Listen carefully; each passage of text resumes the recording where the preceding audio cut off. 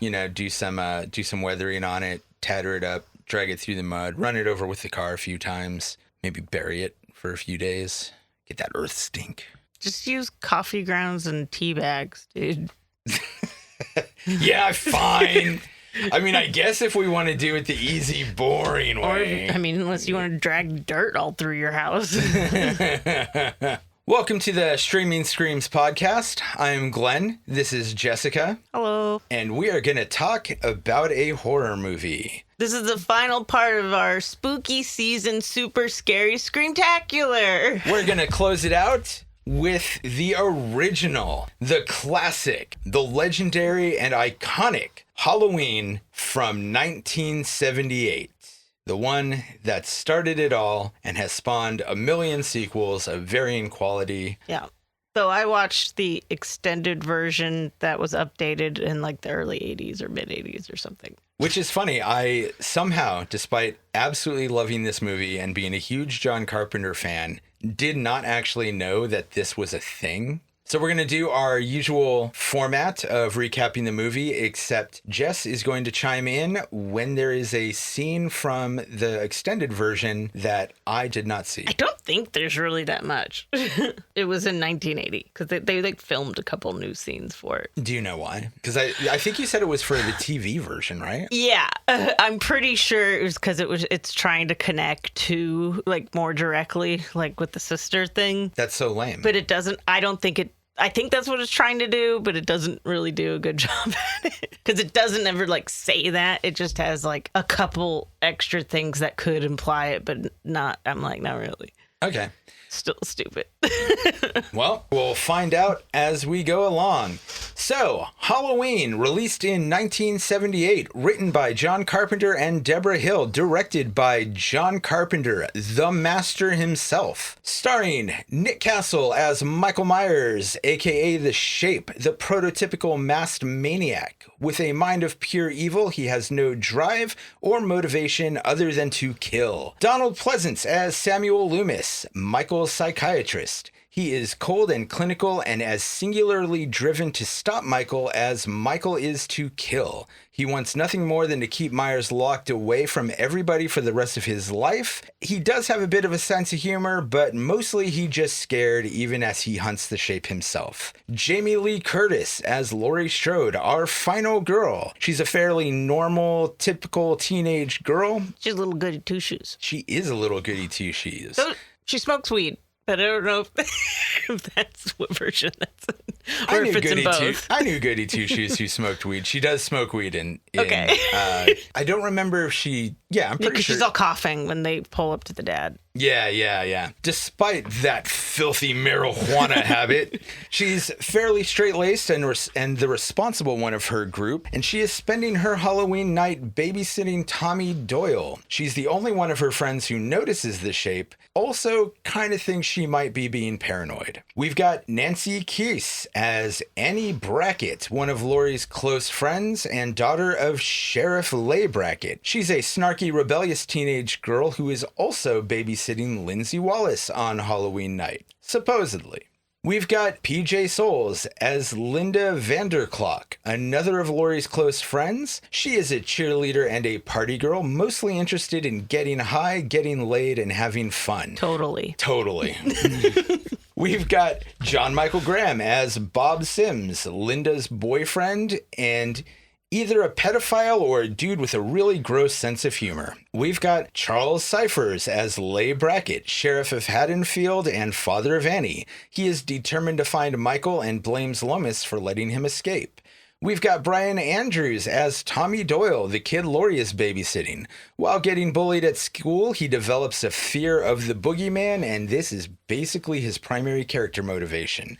We've got Kyle Richards as Lindsay Wallace, Tommy's friend who lives across the street. She seems to like him more than he likes her. Typical for kids of that age. Sure. Yeah. Special crew of note, of course, the music.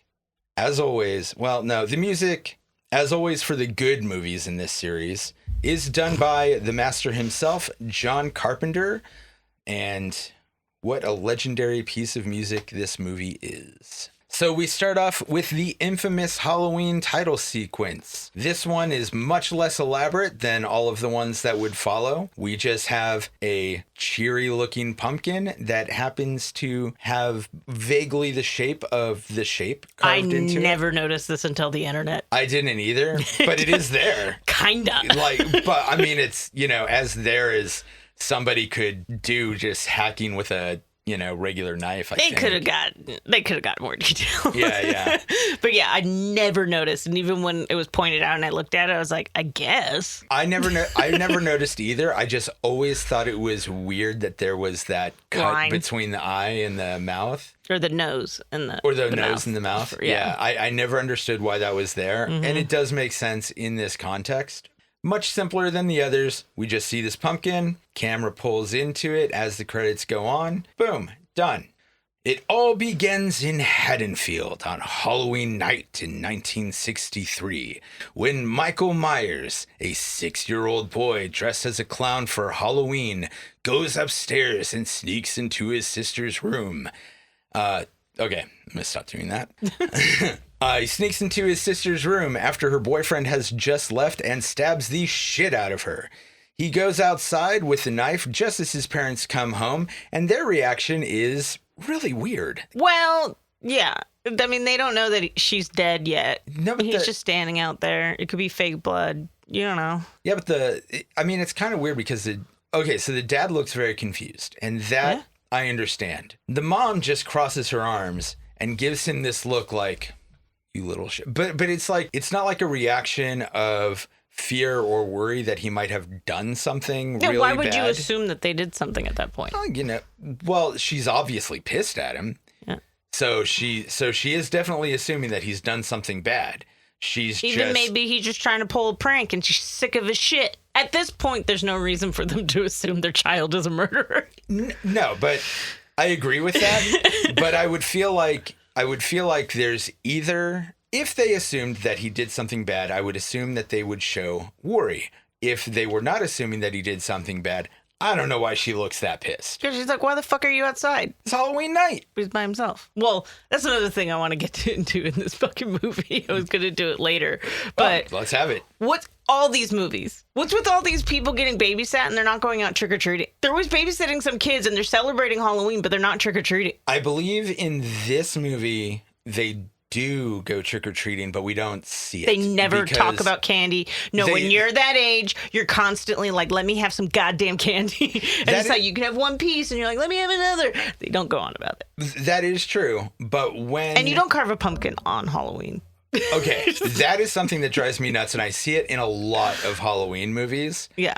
I don't get it. But all of these movies, I'm just saying, the kids are like getting babysat, but they're not going trick-or-treating. But they want to celebrate Halloween. And I'm like, what is happening? Well, so he does... There is a scene when Laurie has just gotten there where he is like, can we go what was it? Can we carve a pumpkin? And she's like, after trick-or-treating. Can we go trick-or-treating after the movie? And it's just this little exchange. No. So we don't see them go trick-or-treating. So either the shit hits the fan before they go out, or... Are you looking up the quote? Well... Because I was rewatching this and I left just around that point, and I do not think they say they're going trick-or-treating. She does say something, but they're watching a movie, and she says the pumpkin's after the movie. What about the jack-o'-lantern? After the movie. What about the rest of my comic books? After the jack-o'-lantern. What about the boogeyman? Oh, really? Yeah. They never mention going trick-or-treating. Never. And they never ask about candy.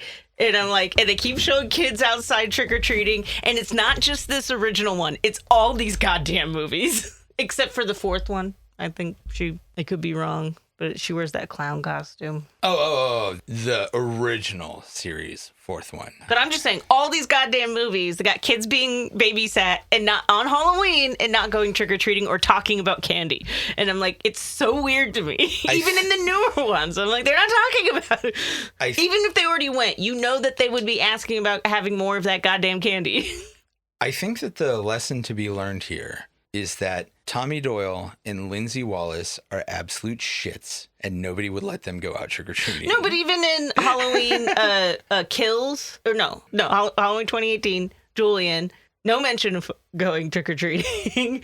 Halloween ends. He's watching that little shit. And again, they mention how it's Halloween. They're like, so obviously the kids care it's Halloween, but no mention. In fact, and also in this one, Tommy's the only one wearing a costume. That is wild to me. I'm just saying, because it could be they went out before the parents went out. Yeah. But again, at that age, you'd be keep asking to have candy. Yeah, I wouldn't be asking about popcorn. I'd be No, wanting to you dig want the into that goddamn candy. So that's why it's just a thing that's always bothered me about all these movies. I'm like, it's Halloween, and you make it a very big deal that it's Halloween, but not for the kids you feature. Okay, this is a very good point, and I'm going to point something out. Young Michael Myers wants to go trick-or-treating in Rob Zombie's version. Sure. I'm just saying these are like prime trick-or-treating age when you're like old enough to actually know what the fuck's going on. Yeah. But you're old enough to go out maybe without with friends. They're a little young, but yeah. I don't know exactly how old they are. I guess. I don't remember when my parents stopped going with us. I think it was like middle school. Probably. Anyways, still, just a sticking point to all these movies. Yeah. I guess you're right. And again, I just want to reiterate that Rob Zombie got that right. What the fuck, David Gordon Green? What the fuck, John Carpenter? It's called Halloween. You show tons of kids going trick-or-treating, just not the ones featured. And you know the irony there is you could do some pretty good stuff with Michael stalking them while they're trick-or-treating. Yeah, or just mention, again, the candy thing. Yeah. They already went, but they want their goddamn candy. Yeah. Fuck the popcorn. Get the candy. Yeah. Okay. I'm like, just gotta get that out there. 15 years later, it is 1978, and Dr. Loomis and his assistant Nurse Chambers drive to Smith's Grove Sanitarium. Oh, it starts right off at there? Yeah. As soon as it jumps to the future. So in the extended version, there's like a 10-minute scene. I don't know if it's really 10 minutes. It might be like 5, but it's pretty long, of him talking to the board about that Michael should never be released and he should be put in a high security facility. Okay, so it's right away. Yeah, and then it's even wild to me because they literally are like, oh, we're going to wait till he turns 21, then try him as an adult for the crime for his sister. And it's like, what? You can't. Wait, what? Yeah, they literally say we're going to wait till he turns 21 and then we're going to put him to trial as an adult. He was like 7. Yeah, I know. Anyways. Like, okay.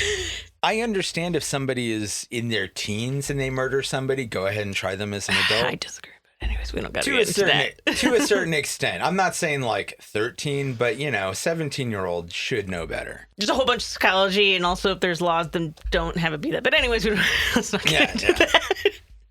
That is my hot take. It's not hot. But yeah. I know it's not a hot take. 7 is just bonkers. Well, like I said, it's wild. They're like, we're going to wait till he's 21, not even until he's 18. But then, so he's arguing with the board for a while about how they should be locked up in a high security facility. Mm-hmm. And they're like, dude, he's fucking it's a child that's catatonic. They're like, he's completely catatonic. He doesn't react to stimuli. What's the problem? And this is why, like, Loomis comes off even more insane than he does just in the movie in general, because it's him being like, no, you don't know, I've been working with him for this long, and they're like, he hasn't said a word. I know, but I know. Like, he's just waiting, he's fooling us all, he's just waiting. Like, and they even go, well, maybe you shouldn't be his doctor anymore. And he's like, no, I will still be his doctor. And then it cuts to them like driving. So Loomis really is just crazy. Yeah. It's an extended scene too. I was like, damn, this is like kind of long. Just them arguing. But I can't get over the 21-year-old thing and then charging it. That's just wild. So the funny thing about that is going to Halloween 2018, there is this line that Dr. Sartain says that has always struck me as weird, where he says he's able to talk, but he just chooses not to. And I'm like, how do you know that? You're not Dr. Loomis. You weren't there when he was first admitted, and supposedly he hasn't spoken a word since he was a child. So, like, what makes you think? So they also say he doesn't talk. He doesn't even react to anything. Yeah. And they cut to a scene actually before Loomis and the nurse are driving of Michael as a kid sitting in his cell, just staring out a window. And then Loomis is like, I know you're waiting. I know you're just laughing inside, waiting for the right moment. Like, he just comes off really, like, psycho right away. Wow. I think in the original cut, he also comes off crazy, but he comes off, but not as much as this. He comes off a little bit crazy, but he comes off like as somebody who has spent a lot of time working around somebody who's really dangerous and is just paranoid and freaked out. Sure, but this, like I said, they already like imply that, and they show him this is just a child that ever since this has been happening has just been like not moving or responding to anything. That is wild. And he's like, psycho, gonna kill him. He's just waiting. Trust me. And yeah, even the board's just like, all right. Okay, so after that, Dr. Loomis and his assistant, Nurse Chambers, drive to Smiths Grove Sanitarium, where apparently she commutes to for 2 hours every day, to pick up... to pick up Michael and escort him to a court hearing. Chambers is disturbed by Loomis's lack of care or compassion for Michael. When they arrive, they find the inmates wandering everywhere in the rain. Loomis gets out to check, and Michael carjacks Nurse Chambers, thus apparently setting off a life of Halloween-based trauma. So there's a scene after this that they're still in the hospital. Okay. Most of it's in the beginning. Like, once we get to the middle, it's just the same. Sounds like. Yeah. So he's like, who was watching him? And she's like, I don't know. Like, and the nurse is like, I don't know. And he's like, what do you mean you don't know? And they're like, so-and-so was supposed to be here.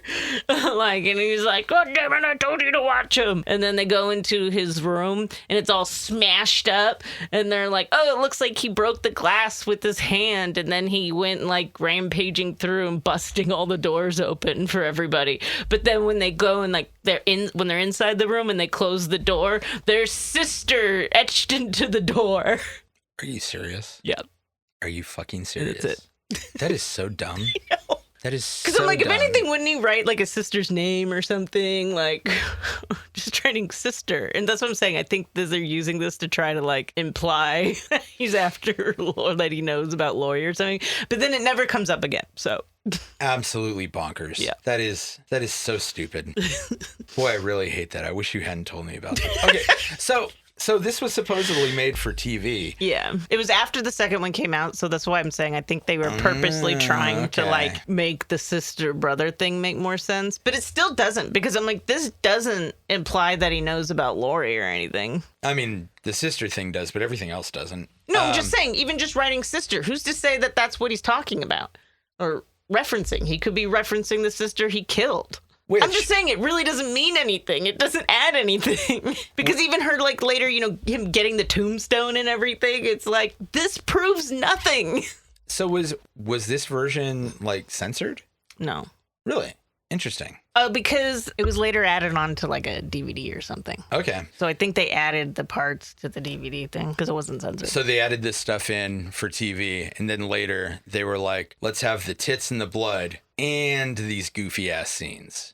Yeah. That just make Loomis look batshit. Well, I guess people demanded it. It was never meant to be that way, but everyone demanded it because they liked all the extra Loomis stuff. Interesting. Yeah, I'll have to give them a watch later. Okay, so Michael drives to Haddonfield. Oh, well, that's also a funny thing.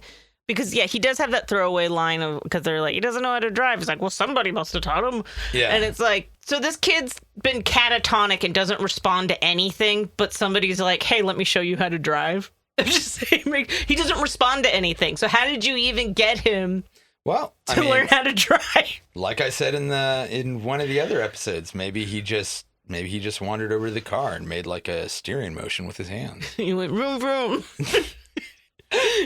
He doesn't talk, Jessica. He's not talking. So Michael drives to Haddonfield, killing a mechanic and stealing his overalls. We later find out that he also breaks into a hardware store and steals his soon-to-be infamous mask. Lori is walking to school with Tommy Doyle, who she will be babysitting later. At her dad's request, she drops a key off at the now-abandoned Myers place. The Shape sees her doing this from inside, and he begins stalking her. Yeah, so this is my thing of why that sister thing written on the door doesn't mean fucking shit. Because, one, again, we know he takes the tombstone later. Spoilers. But like also it's like because he sees her do this is why he starts stalking her. But it is likely because she's a proxy for his sister. But no way does it imply that they're related. Right. Or that he would know that even if they are. Like he may know that he has another sister. How would he know it's her just because she walked at the door? You know why? Because that was never the intention. It's just something that they threw in the sequel to add more of a connection, and you know, you gotta. But there was no reason up to. the ante. But it just seems stupid because again, the whole point of Myers is that he's just evil and there's no reason for it.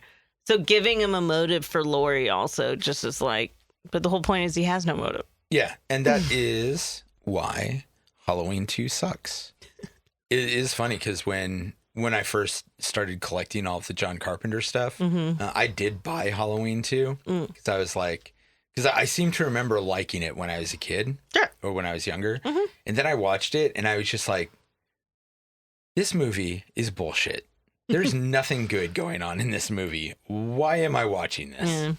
Ridiculous. Anyway, so the Shape sees her doing this and begins stalking her. Cut back to Loomis yelling at a Smith's Grove administrator about how nobody listened to him. And this is when we establish the Shape is going back to Haddonfield, even though we already kind of knew that because we saw him in the house. Oh, he definitely said it to with the whole scene in his room destroyed after. He was instantly like, he's going back to Haddonfield. And they're like, how do you know? And he's like, trust me, I know. So anyway, yeah, he's pissed about how nobody listened to him and that he knows that the Shape is going back to Haddonfield and they didn't do enough to try to stop him from getting there with their all points bulletin and all that. And the admin needs to call the cops and really stress what's happening. Clearly, he is not going to get any real help with this. And I think that's the big lesson in this scene. Nobody's going to help Loomis out. Sure. Laurie keeps noticing the Shape throughout the day. She sees him stalking her during class. She sees him watching them from around a bush, driving by at what they say is a really high speed, but didn't really look that fast, if I'm being honest. It's a residential by a school, you know? Yeah, I guess I'm too used to being able to go 35 in a residential. She's not positive it's him. They think it's some other dude. And, you know, speeding through. Speed kills. Totally. Totally. I don't know how that one word is so goddamn funny. Because they say it a billion times. And Linda's delivery of it is so... It's like, totally. Totally. It's so fucking Valley Girl. Yeah. So yeah, her friends just dismiss her and tease her for her paranoia. We then see Tommy exiting school, and for some reason, he is just carrying a ridiculously large pumpkin that he didn't have on his way to school. And some bullies start messing with him, you know, make him smash his pumpkin, tease him about the boogeyman, creating what is going to become a lifelong trauma over the boogeyman. But this is now his entire character, kid who's afraid of the boogeyman. Sure. Loomis finds that Michael has stolen his sister's tombstone. He meets Brackett and they start looking for the Shape while Loomis finally finds someone who will listen to him and his crazy rants about how dangerous Michael Myers is. As they investigate the Myers house, Loomis tells him about... Sorry, this is actually funny because when they go to the graveyard and he has the... Caretaker? Yeah, thank you. Showing him to the grave. The caretaker is like telling him about some other like fucked up crime that happened. Yeah. And Loomis just does not give a shit. And he's like, where are we going? And he's like, oh, we're almost here. But it's just funny because to me, it's somebody else ranting and raving about something. And Loomis is just like, ugh. And I'm like, that's how everyone feels about you, buddy. Oh, I wonder if that's on purpose. I don't know, but I found it funny. That is really funny. I never noticed that. I always just found the gravekeeper kind of annoying. Or the groundskeeper kind of annoying. As they investigate the Myers house, Loomis tells him about the Shape, having finally found someone who will listen to him and take him seriously. Even so, not wanting to cause a panic, Loomis tells Brackett not to notify the press, which kind of seems at odds with his earlier fury that not enough cops are being deployed after the escape. Also, like in the beginning, like when he's talking to the board, he's like, I know this person's just waiting to kill again. And now he's out. He knows he's in Haddonfield and he's like, let's not, jump to any conclusions. Let's suss it out. It's like, what the fuck are you talking about? Yeah, this is a weird thing that I feel like somebody should have caught. They should have just not mentioned it. Yeah. It's Halloween night, and it is time to party as the Shape follows Annie and Lori to their babysitting jobs across the street from each other. He spies on Annie and kills the family dog while Tommy notices him from a window and thinks he's the boogeyman. Or knows he's the boogeyman? Because I don't know. It's also weird because Lori's been seeing some random dude this whole time, and then she's just like, Tommy, shut up. Also... Okay, this has to be on purpose, like, because that absolutely mirrors the Loomis and groundskeeper thing. Oh, yeah, it's true. But I was going to say, we also, which I think is also an added scene earlier in this, it is shown that her friends do see him. Not Annie, the other one. Totally chick. What's her name? Linda. Linda comes over to Lori's house to borrow a shirt. Yeah, that's not in the theatrical And when cut. she's over, she's like, dude, there's some like dude that was outside that was creeping me out. And then she was Lori explains to her how she keeps seeing this guy, and she saw him in the backyard before because they don't have fences to their backyards apparently. Oh, so that's Lori's shirt she's wearing later? Yeah. No, that explains why she suddenly gets so bitchy with her boyfriend about possibly damaging the shirt. Yeah, so they have a whole conversation about she wants to borrow a specific shirt, and Lori's like, I haven't even worn it yet. And she's like, I promise I won't rip it. But these scenes were recorded later. Yeah. They were recorded in the 80s, so no.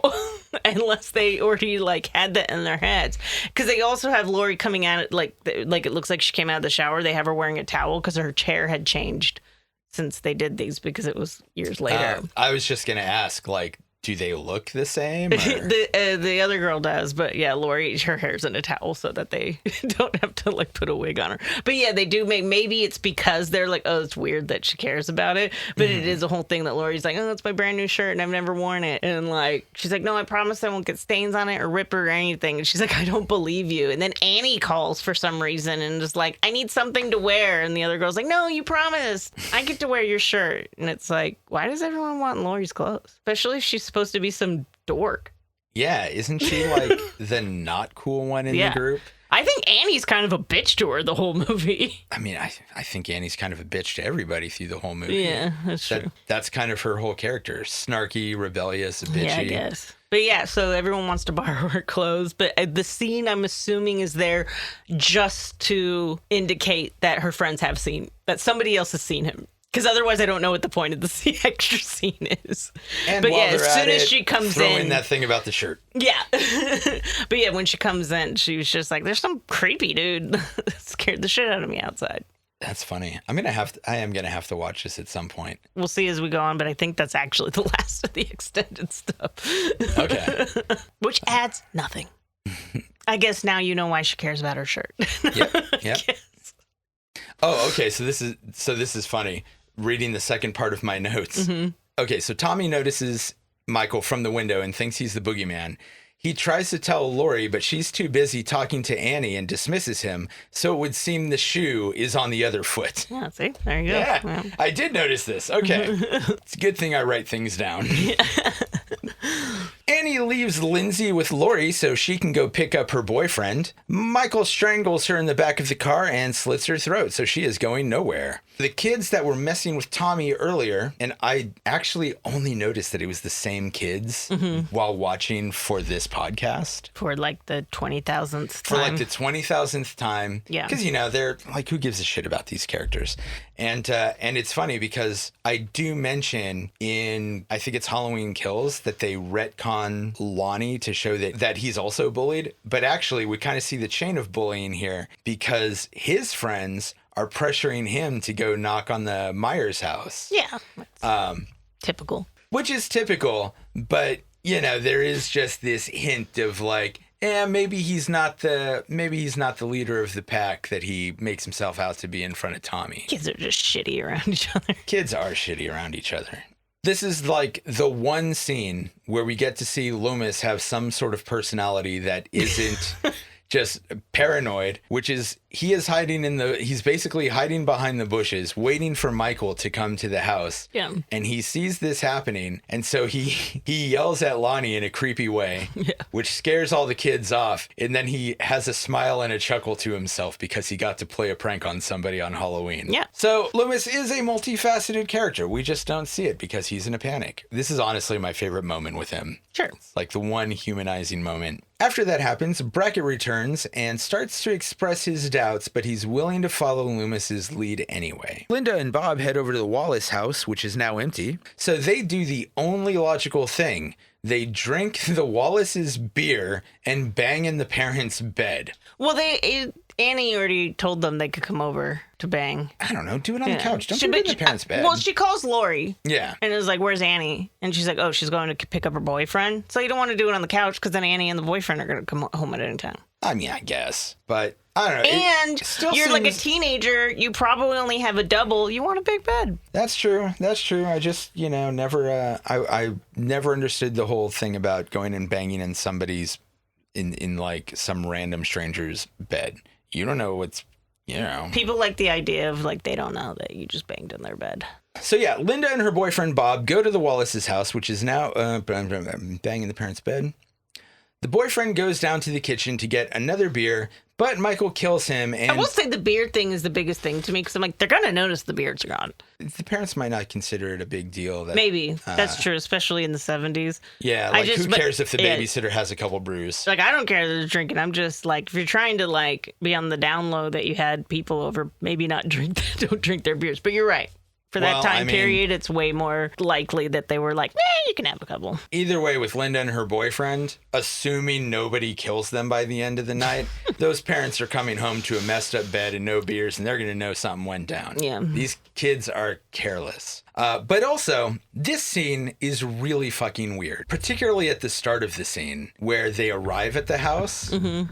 Because when they pull up, the first thing they do is joke about having a threesome with Lindsay, who is 8 years old. Yeah. In this movie, she is 8. And I think she's played by an 8-year-old, but it doesn't matter because either way... I'm like 10 at most.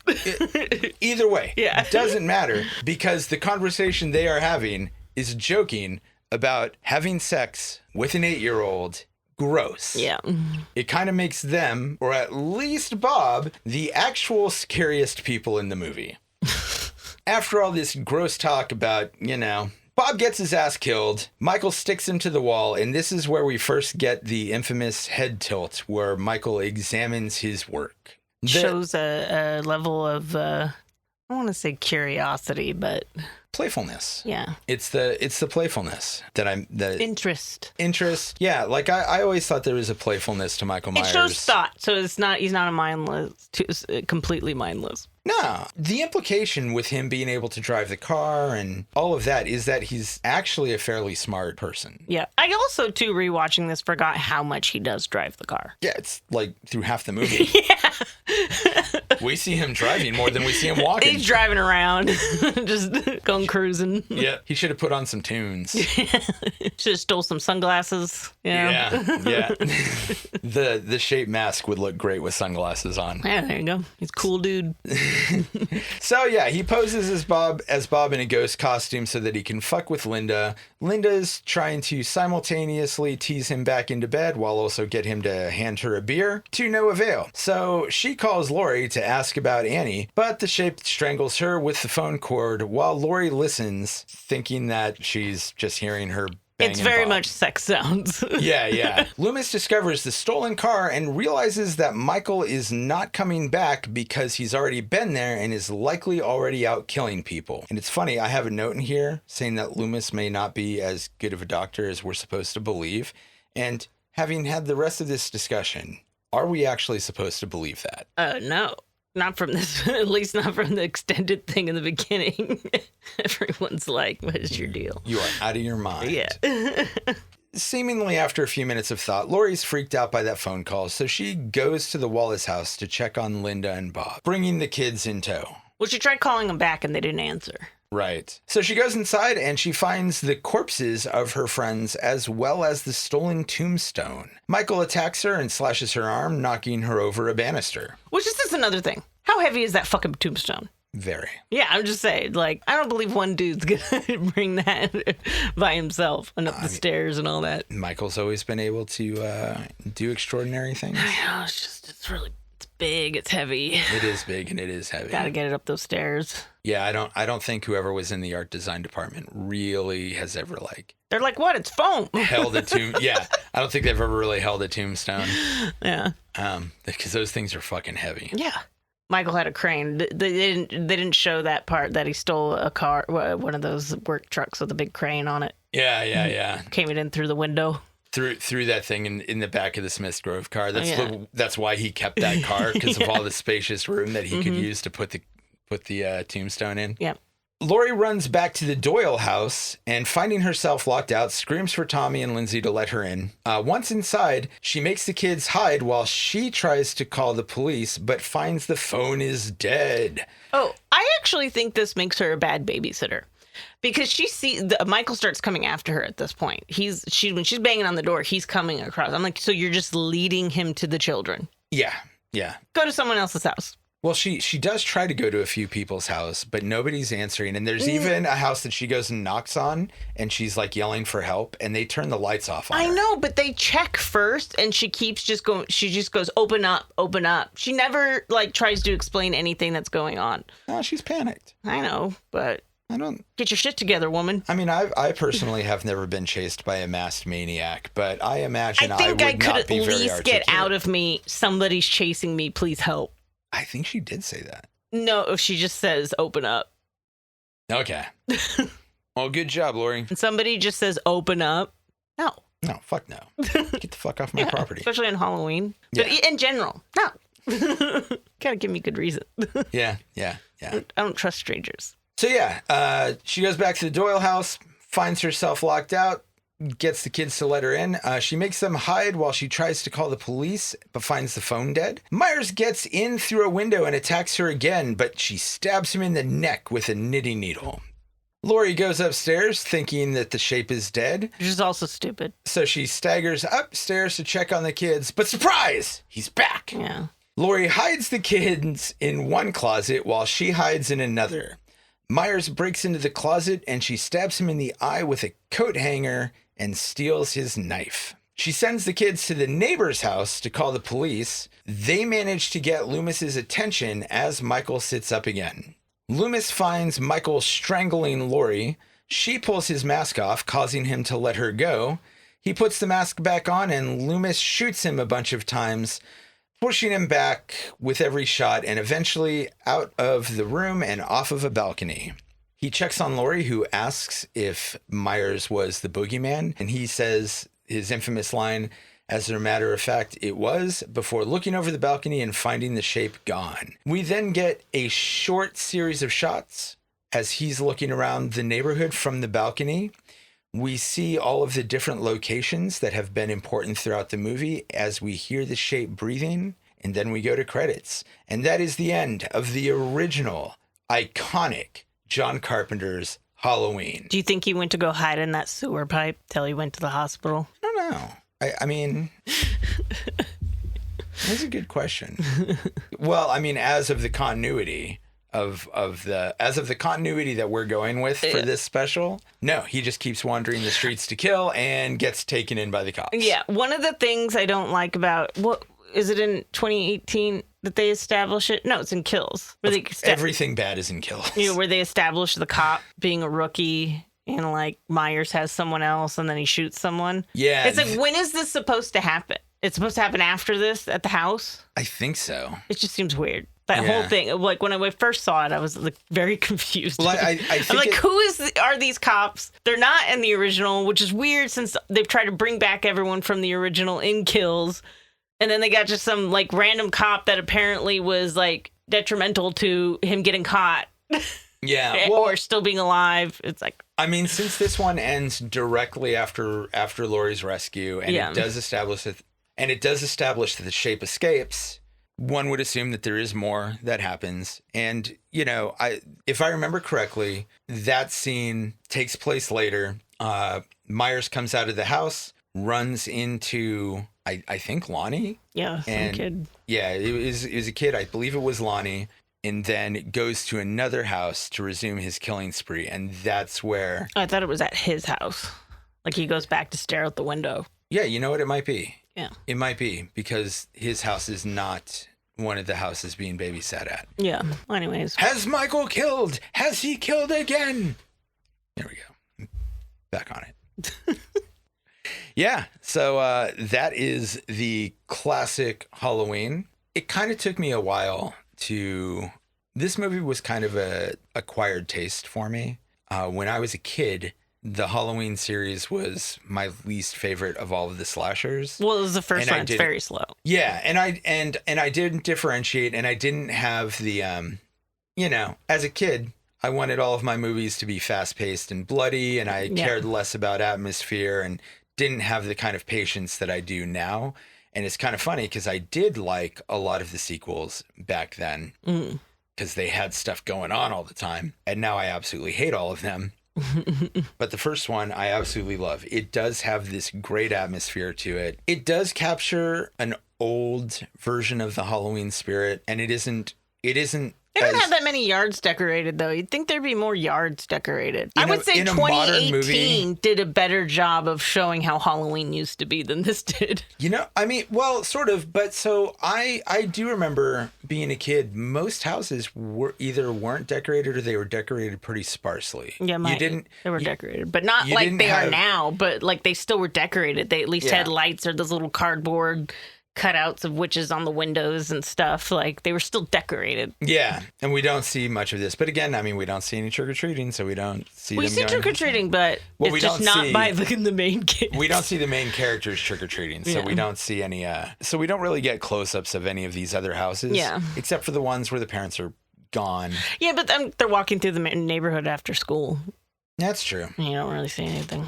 Yeah, it's very fall-y, though. I do. It is very fall. It very much has the spirit of the season in terms of like it does have that spooky combination of autumn coziness and vulnerability. Yeah, that Halloween as a holiday kind of relies on. The atmosphere for this is great. Every time I watch this, Loomis does strike me as crazier himself. Yeah, especially if you watch this extended version. Yeah, it's like as a child, he's like, no, I don't care that he hasn't talked at all.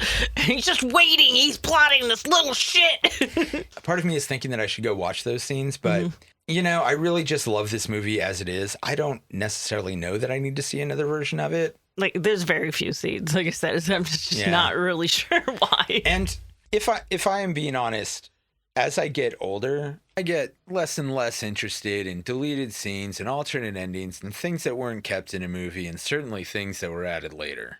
A lot of the time, yeah, they're cut for time restraints or whatever. But at the end of the day, unless the director puts out specifically a director's cut. Which isn't always better.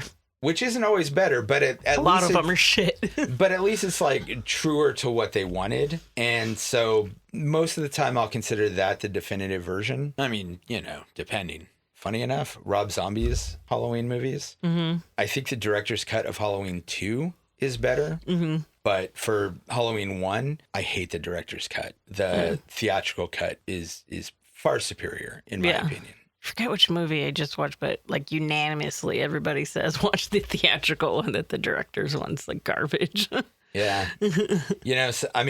Because also they're doing it, if the director's cut is usually after the movie's already came out. So I disagree that that's not necessarily their original vision. Because let's say like George Lucas has said a bunch of shit was his original vision when we know for a fact it wasn't. Because it's hindsight. It's like, yeah, you had your original vision, but then it's also hindsight of how the movie already came out. So like things change whether you even intend them to or not. Well, I know. You convince yourself in your head of things. So it doesn't even matter what they say. You know what I mean? Yeah. Like Like even fucking the Blade Runner guy. Ridley Scott? Yeah. No, the director's cut of Blade Runner is much more in line with what he wanted. But he has gone, I can show you interviews with him back and forth talking about whether he's supposed to be a replicant or not. Oh, well, I mean, even in the director's cut, there's heavier implications for it. It's still ambiguous, though. It's not supposed to be, though. Again, but that's my point is you can find original interviews with them where he's like, what the fuck are people talking about? Then he made his cut and was like, no, it was always supposed to be ambiguous. And then later he even goes, oh no, it always was supposed to be as a replicant. And then he goes back to, no, it never was. That's what I'm saying. You can't even believe just what people say. Well, and they may believe any of this. Yeah. Well, you know, sometimes people do even change their minds about their own art. I have retroactively decided that some of my songs mean something different. Sure, but that's also why I think what the artist means usually is also kind of irrelevant a lot of the time. Yeah, although I still go with Deckard as a replicant theory. I think it's stupid. I think it makes sense. No, it defeats the whole purpose. That doesn't matter. Yeah. One thing that we should mention is that this movie is often mistakenly credited as the first slasher movie, and it is not. Yeah. I would argue that this movie very much changed what slasher movies were and became sort of the prototype for the masked maniac type of slasher. Yeah. But it was not the first slasher. Slashers have, in one form or another, been around almost as long as movies. Yeah, it depends what also you want to call a slasher. Yeah. I know a lot of people also credit Black Christmas as the first. Definitely over this. Yeah. Well, and some people say that's not a slasher, which is insane. I mean, it's literally definitely people a slasher. in one location. Because to me, a slasher it has to be people being systematically hunted down. That's the basics. Now, I don't consider Texas Chainsaw Massacre a slasher. I have mixed opinions on whether that one could be called a slasher. I don't think so. Because they show up somewhere. I mean, that's technically... They're invading someone else's space. They are still systematically hunted down once they're there. No, not really. No, like what? How many are there? The first people get killed off immediately, and then it's just this girl getting like tortured and trying to escape. It isn't people getting systematically hunted down. They all just get killed, and then it's just girls' experience. Yeah. Not a slasher. What subgenre of horror would that fall under? So I've gotten into like arguments with people about this. Not everything needs to fit into a subgenre. I think it's just horror. Honestly, it is a very unique movie other than its copycats. No, but just why does everything have to have a subgenre within its main genre? Because people always want a shorthand description. Well, I'm just saying that's like saying there can't be metal. It has to always be something metal, black metal, dark metal, heavy metal. Like it has to be an offshoot. It can't just be metal. I would disagree with that in the sense that heavy metal was the first version of metal. Mm-hmm. And there's a lot of bands that are just heavy metal and aren't. But that's my point. And the genre was originally just horror, so some things are just that. You don't have to. Not everything has to fit into this. Texas Chainsaw Massacre is a masterpiece, but it's just. But it is. It's just horror. It's also very much just its own thing. Like I don't know that anybody has successfully really replicated it. Although a lot of people have tried. And I love a lot of those attempts. Rob Zombie, I'm looking at you with House of a Thousand Corpses. Absolutely adore that movie. Is it successfully copying Texas Chainsaw Massacre? No. Clearly what it's trying to do, but I still love it for different reasons. Anyway, who would you recommend this movie for? I mean, anyone that likes to watch horror movies during Halloween, I guess. Or anyone that wants to watch classic horror movies. Honestly, I would probably recommend this for basically anyone who likes horror. It's a classic. It's iconic for a reason. And I do think that it holds up with time, which is, I guess part of what makes something iconic. I don't know. I do feel like people say iconic too much nowadays. They do. I absolutely agree. But this, I will say, is iconic. Like I said, everyone knows the theme song. Everyone knows the mask. Everyone knows the theme song. Everyone knows the mask. Even if it wasn't the first slasher, it is kind of the prototype of the masked maniac. It's been replicated probably more than any other horror formula that I can think of. And it's great. I thoroughly enjoy it. I don't know, Night of the Living Dead, probably. But yeah. Night of the Living Dead. I mean, but half of the movies that you think about when you think of movies that copied Night of the Living Dead were all sequels to Night of the Living Dead. No, that's not true. I'm just saying all the fucking zombie movies that exist, there's way too many, and they're all like... They are legion. Much like zombies themselves. They were fucking legion for a while. Yeah. Yeah, great movie, in my opinion. Holds up. Well worth a watch for anyone who hasn't seen it, which I cannot imagine anybody listening to this right now has not seen it. Yeah. But you should go watch it again. So if you do want to watch it 'Tis the again... season. If you want to watch the extended version on YouTube, it's free. You could just look up Halloween 1978 and it comes up. It's like the first thing that comes up. All right. And it's totally free. There's no commercials or anything. Or maybe there is. I have commercials turned off. Well, there's probably no YouTube. There's probably no commercials in the video. Yeah. If you don't have like YouTube Premium, you'll probably get ad No, you won't, interruptions. because it's not monetized. It can't be monetized, else it would get taken down. And the regular version? So you can also watch it for subscription on Fubo TV, AMC Plus, or Shudder. Philo, don't know what that is. YouTube TV. Sling TV, Amazon Prime, and then free ones are Zumo Play, Crackle, and Plex. And then if you want to pay for it, of course, you can do it on Fandango, Google. Yeah, that's it. All right. That's it for our spooky season super scary Screamtacular. We hope you all have enjoyed this different format that we tried for this. Let us know if you did. If you didn't, keep it to yourself. This is good vibes only here at the Streaming Screams podcast. Yep. Jessica, play us out. Have a spooky Halloween.